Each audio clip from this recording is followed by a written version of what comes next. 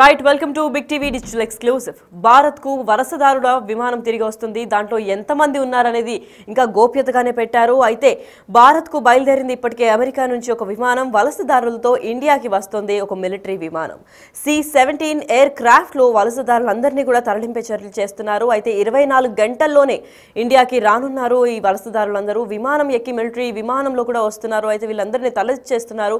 Donald Trump second term లో చెప్పినట్టుగానే వీళ్ళందరినీ అక్రమ వలసదారులు ఎవరైతే ఉన్నారో వాళ్ళందరినీ కూడా ఇండియాకి తిరిగి పంపించేస్తామని చెప్పి దాన్ని ఫస్ట్ యాక్షన్ గా తీసుకున్నారు.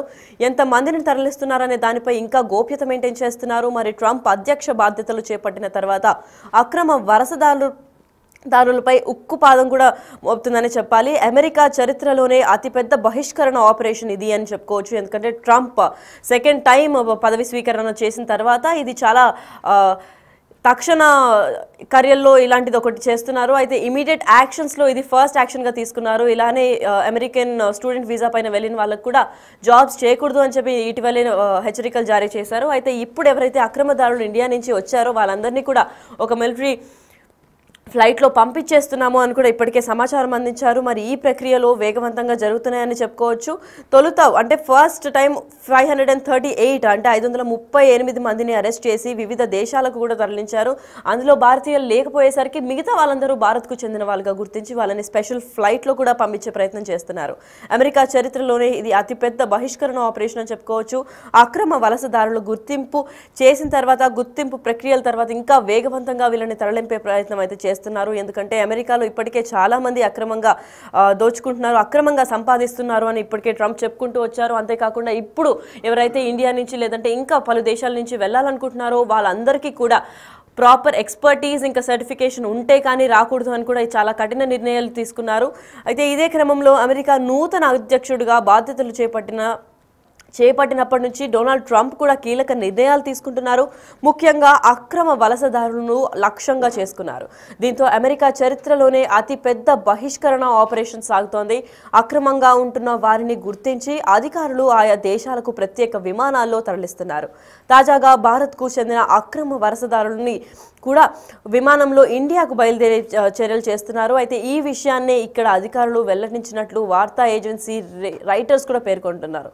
అయితే C-17 ఎయిర్ క్రాఫ్ట్ లో వీరిని తరలిస్తున్నట్టు కూడా ఇప్పటికే సమాచారం అందింది. మరి భారత్కు చేరుకోవడానికి మరో 24 గంటలు పడుతుందని కూడా అంచనాలు వేస్తున్నారు. అయితే ఎంతమంది వలసదారులు తరలిస్తున్నారనే విషయంపై ఇంకా సమాచారం అయితే పూర్తి స్థాయిలో అందలేదు. మరి దీని గురించి ఇంకా విచారణ చేపడుతున్నారు.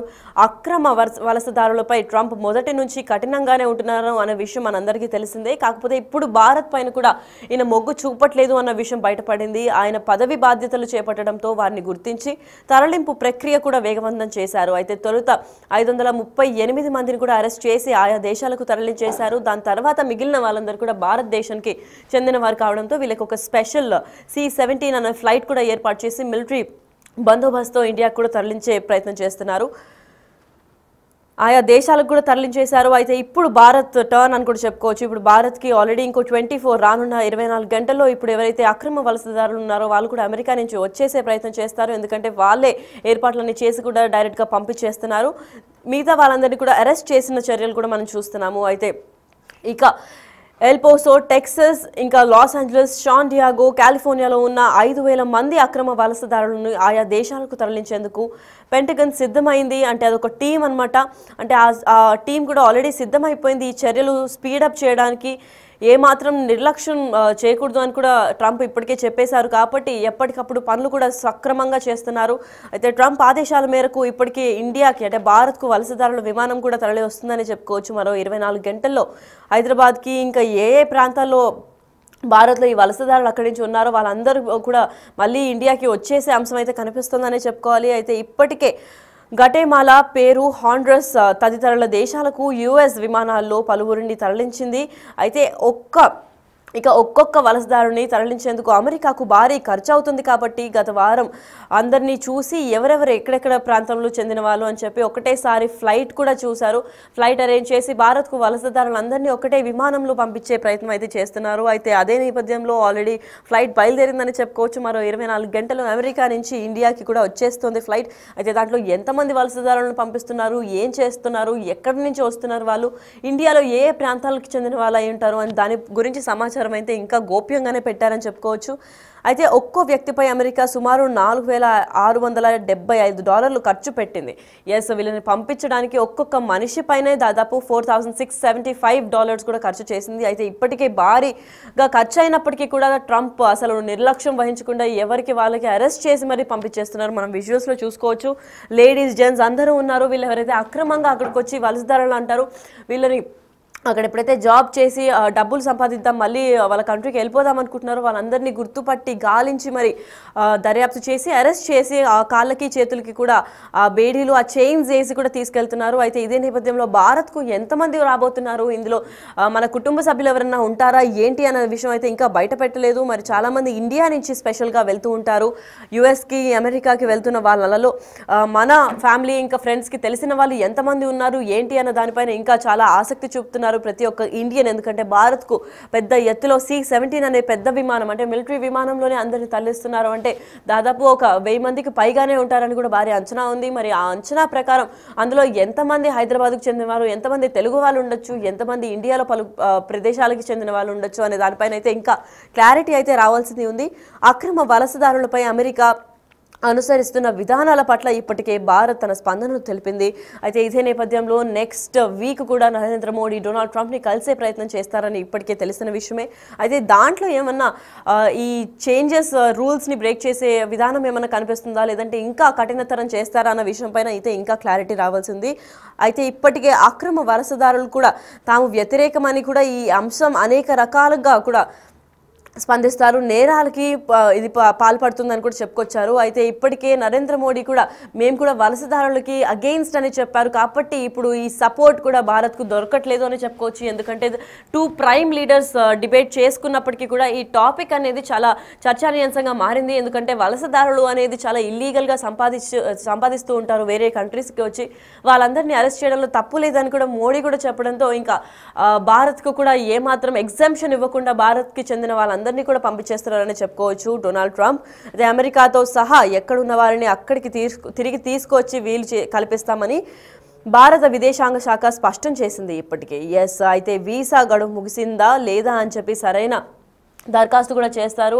ఒకవేళ వీసా గడిచిన తర్వాత కూడా వాళ్ళు ఇంకా అక్కడే అమెరికాలో ఉన్నట్టుగా తెలిస్తే మాత్రం వాళ్ళపైన కఠిన చర్యలు తీసుకుంటామని చెప్పారు. అయితే వీసా ఎక్స్టెన్షన్ కూడా ఇప్పుడు సులభతరం కాదు. ఎందుకంటే ట్రంప్ సెకండ్ టర్మ్లో చాలా కఠినంగా చేశారు. ఈయన తీసుకున్న డెసిషన్స్ ఇంకా రూల్స్, రెగ్యులేషన్స్ అన్నీ మార్చేయడంతో అక్కడ ఉన్న వాళ్ళకు కూడా చాలా కష్టంగా అవుతుంది బతుకుతారు కూడా. ఎస్పెషల్గా భారతదేశానికి చెందిన వాళ్ళు కావచ్చు, లేదంటే ఇతర దేశాల నుంచి అక్కడికి చదువుకోవడానికి లేదా జాబ్ కోసం వచ్చిన వాళ్ళు కూడా చాలా ఇబ్బందులు ఫేస్ చేస్తున్నారు. అండ్ అదే వాళ్ళ ప్రధాన మోటివ్గా కూడా ఇప్పుడే డొనాల్డ్ ట్రంప్ కూడా తెలిపినట్టుంది. ఎందుకంటే ఎక్స్పర్టీజ్ లేకుండా మేము వలసదారులో వచ్చినప్పటికీ కూడా చాలా జాబ్ ఎక్స్పర్టీస్ ఇంకా ప్రొఫెషన్సీ ఉన్న వాళ్ళనే మేము తీసుకుంటాము. ఇక్కడ మీట కూడా ఎవరైనా స్టూడెంట్స్ వస్తారంటే ఖాళీ స్టూడెంట్స్, అంటే కేవలం స్టూడెంట్స్ వరకే వచ్చి చదువుకొని వెళ్ళిపోవాలి తప్ప పార్ట్ టైం జాబ్స్ చేసుకోవడం కానీ, ఇక్కడ సిటిజన్షిప్ కోసం కోరుకోవడం కానీ ఇలాంటివి చేయకూడదు అని కూడా స్ట్రిక్ట్ వార్నింగ్ ఇచ్చినట్టు మనకి ఇప్పటికే తెలుసు. కానీ వీసా గడువు ముగిసిందా లేదా అని సరైన దస్త్రాలు లేకుండా భారతీయులు అమెరికాతో సహా ఎక్కడున్న వారిని అక్కడికి తిరిగి తీసుకువచ్చేందుకు వీలు కలిగిస్తామని ఇప్పుడే భారత విదేశాంగ శాఖ కూడా స్పష్టం చేసింది. మరి యుఎస్లో సరైన ధృవపత్రాలు కూడా లేకుండా భారత్కు చెందిన వలసదారులు దాదాపు 7,25,000 మంది ఉన్నట్లు సమాచారం అందింది. అంటే మనం అనుకున్నట్లు వేలల్లో కూడా కాదు, లక్షల్లో ఉన్నారు. భారతదేశం నుంచి వలసదారులు చాలా భారీ స్థాయిలో వెళ్లారు. కాబట్టి యుఎస్ అంటే అమెరికాలో స్పెషల్గా ఇండియన్స్ చాలా ఎక్కువ శాతం ఉండేవారికి ఏమాత్రం కొంచెం కూడా కనికరం లేకుండా అందరినీ అరెస్ట్ చేసి మరి ఒక మిలిటరీ జెట్ C-17 అనే ఫ్లైట్లో మళ్ళీ తరలిచేస్తున్నారు. అయితే అందులో ఎంతమంది భారతీయులు ఉన్నారు, ఎంతమంది సౌత్ ఇండియాకు చెందిన వాళ్ళు, నార్త్ ఇండియా ఎంతమంది తెలుగు వాళ్ళు ఉన్నారు అన్న దానిపైన అయితే ఇంకా స్పష్టం చేయలేదు. కానీ అంచనా మేరకు ఒక 7,25,000 మంది అయితే ఉన్నారని చెప్పారు. వీరిలో 18,000 మందిని భారత్కు తరలించేందుకు అమెరికా ప్రభుత్వం జాబితాను ఇప్పుడే రూపొందించింది. మరి మెక్సికో, సాల్వెడర్ ప్రజలు కూడా తర్వాత ఎక్కువగా ఉందని భారతీయులే అని కూడా చెప్పారు. మరి మెక్సికో వాళ్ళు కూడా ఇప్పుడు పంపించేస్తారా లేదా అని చెప్పి ప్రతి ఒక్కరి గుండెల్లో కూడా భయం మెదలుతోంది. మరి ఇప్పుడు భారత్కు రావాల్సిన విమానం అయితే మరో 24 గంటల్లో వస్తుంది. దాని తర్వాత పూర్తి సమాచారం అయితే అందివ్వగలుగుతాం.